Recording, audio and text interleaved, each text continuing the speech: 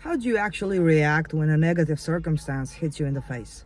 How do you actually remind yourself that you're in charge? And for this example, I'm going to use a puppet, a marionette, this one.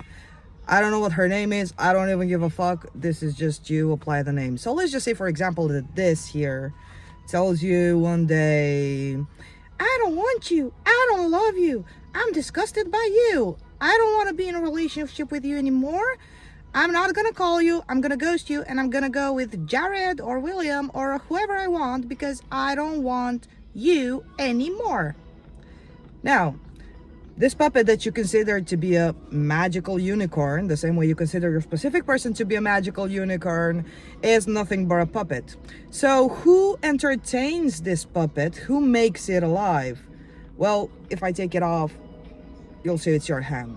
So this puppet is actually speaking because you are speaking to yourself through it. So you just stick your hand in its ass and you make it speak. Now, how do you actually make it say what you want? Like, how do you actually turn this little confession? How do you turn their confession into something that you desire? Simply by understanding that when I hear something in the 3D that I do not like, I realize that it's me in them telling to myself something that I don't like. So I don't start blaming them. I don't even start blaming myself. I don't start fighting against it like it has free will. Does this little thing here has free will? No. You just wear it, and that's how you wear it. And then you just, based on your self-concept, based on your assumptions about yourself, people, and love or relationship or whatever, they start behaving and talking to you the way that you assume they would do. So when they say, I don't want you anymore, it's because you have been in the identity of maybe I'm not chosen, maybe I'm not worthy, and that's why they're parenting this back. So just for rational examples, for rational logic, I'm just going to assume that in this hand you do have the state. This is the hand that moves the state of I'm not chosen, I'm not loved. And because we live in a dual world and because creation is already finished, what you do is you understand that on this side, on this hand, you have the I'm not loved, I'm not worshipped, I'm not winning at life, I'm not getting what I want. And on this hand, you have the other choice of I'm loved, I'm respected, I'm worshipped. So what do you do? And I was talking this with a coaching client yesterday, and I just basically realized you do have two options. It's not like you do have infinite choices. You have two choices, two fucking options: to be it, to have it, or to not have it. So you have two choices. It's not that fucking hard.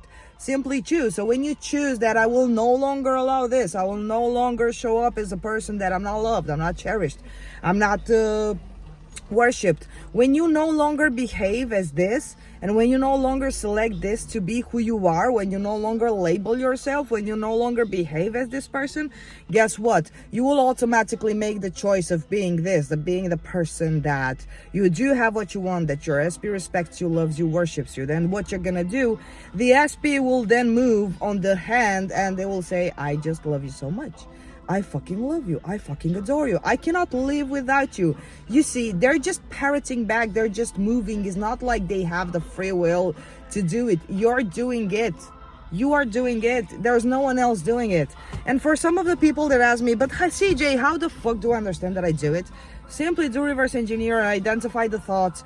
Identify your thoughts being the only cause and you being the only cause of your circumstances in your life.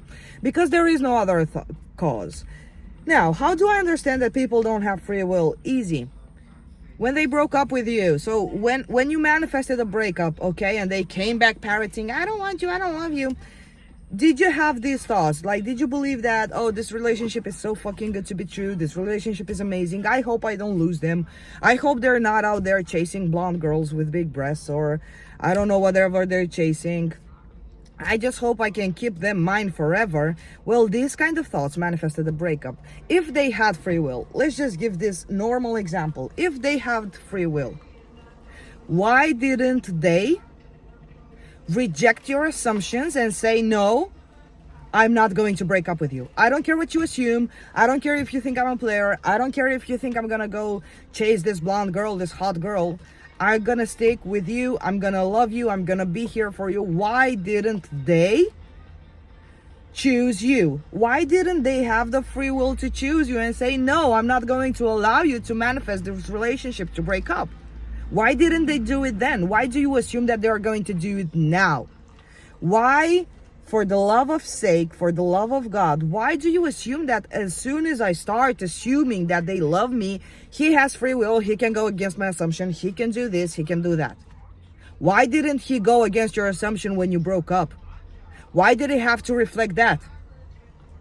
And it's not like maybe some of you have been ruminating in this thought for years, or for it was just general assumptions. You're going to say, yes, CJ, but I didn't think he was going to break up with me. I didn't think. I really had a good self-concept.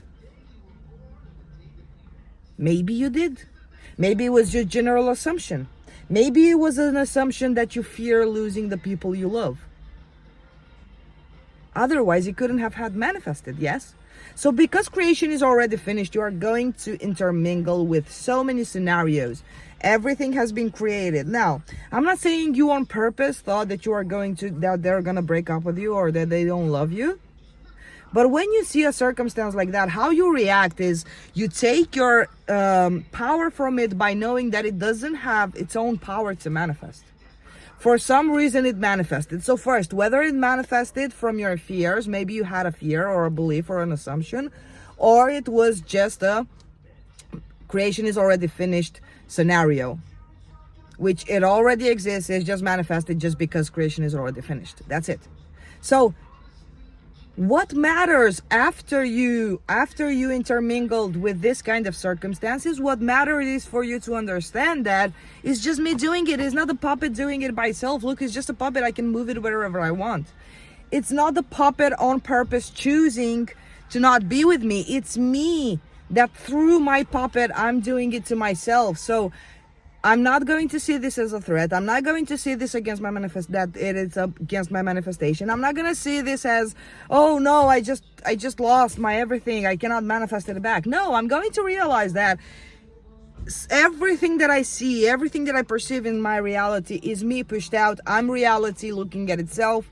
I am the only one in my reality. I'm the only thinker, and everyone just acts based upon what I assume about them, what I assume about relationship, people, love in general, world in general. So what would I do? I'm going to choose. There are two fucking choices. There's two choices.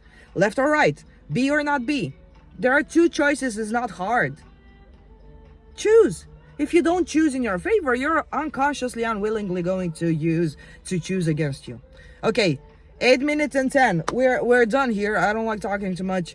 I love you guys. Apply. Every time you fear that you have some circumstance that it's a threat for you, think about the silly unicorn, the unicorn that you believe your specific person is a fucking magical unicorn, but they don't cease to be a puppet in your hands. You're the master puppeteer, so play with your puppets as you like and in your favor. Apply. I love you. See you next time.